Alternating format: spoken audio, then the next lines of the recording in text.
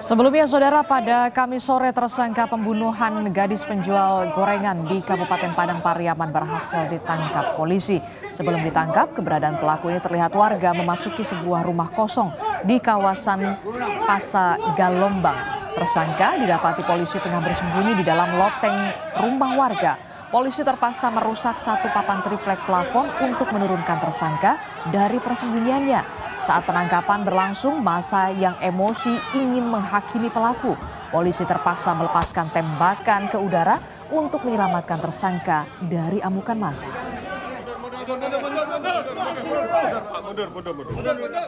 Tepat tadi jam 3 sore, kami berhasil mengamankan dan menangkap tersangka yang sampai saat ini dicari, dan benar sesuai dengan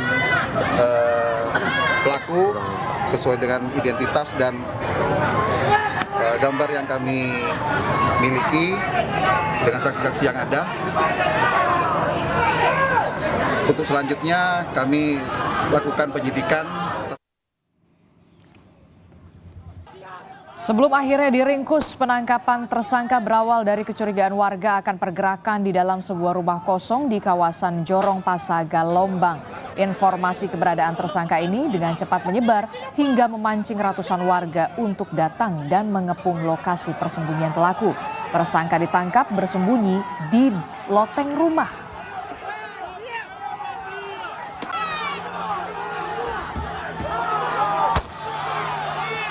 Ada teman kita duduk nongkrong sini dua. Coba minta kunci rumah ini, kita geledah rumah ini.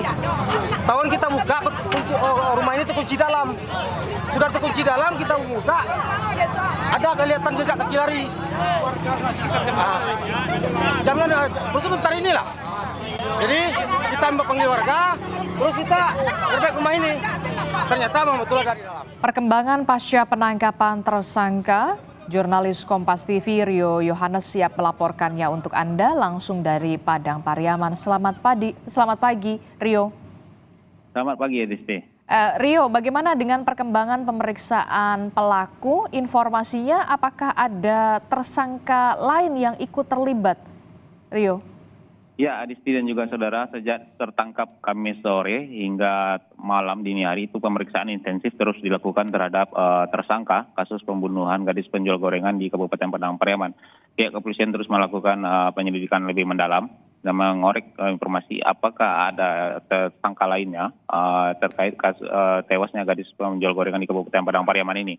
Dan juga pihak kepolisian juga menggali siapa orang yang terlibat dalam pelarian tersangka ini, karena memang seperti yang kita ketahui tersangka ini hampir 11 hari buron. Pihak kepolisian juga sudah melakukan penyisiran di kawasan hutan, ternyata dia bersembunyi di dalam rumah kosong. Demikian, Adisti.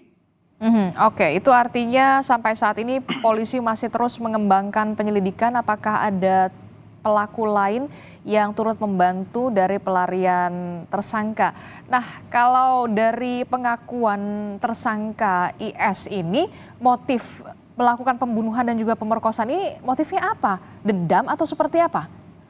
Ya, Adisti, untuk sejauh ini memang pihak kepolisian belum menyampaikan apa motif dari tersangka ini sehingga melakukan perbuatan keji terhadap korban. Dan bagaimana perkembangan penyelidikan tadi malam itu nantinya akan disampaikan oleh pihak kepolisian pada pukul 10 pagi ini.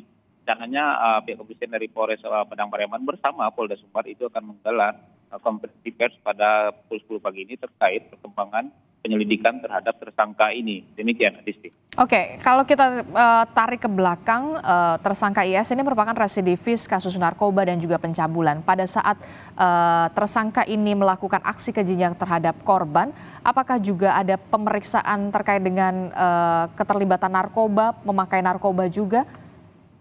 Ya, Adisti, untuk sedikit gambaran tentang profil tersangka ini, memang diketahui pada saat malam sebelum kejadian, sebelum korban melakukan aksi kejinya, itu memang diketahui bahwasanya tersangka ini berulang tahun dan melakukan pesta ulang tahun. Nah, pada sorenya, itulah dia melakukan tindakan kejahatan terhadap korban ini. Dan dari penelusuran yang dilakukan oleh pihak kepolisian, juga ditemukan barang bukti berupa tas yang di dalamnya terdapat barang-barang milik tersangka ketika pelarian dan juga barang milik korban seperti celana dan juga baju korban. Dan di sana juga ditemukan beberapa perlengkapan untuk mengkonsumsi narkoba jenis sabu. Demikian, Adisti. Oke, itu artinya akan ada jeratan pasal berlapis untuk tersangka. Ya, untuk pasal memang kemarin malam itu ketika saya konfirmasi dengan Kapolres, itu memang Kapolres belum menyebutkan detailnya. Yang namun sudah dipastikan oleh Kapolres, tersangka ini akan dijerat dengan pasal berlapis terkait tindakannya yang sudah dilakukan terhadap korban. Karena di dalam hal ini tersangka sudah mengakui bahwasanya dia melakukan tindakan pemerkosaan dan juga pembunuhan. Demikian, Adisti. Baik, terima kasih informasinya jurnalis Kompas TV Rio Yohanes melaporkan langsung dari Padang Pariaman.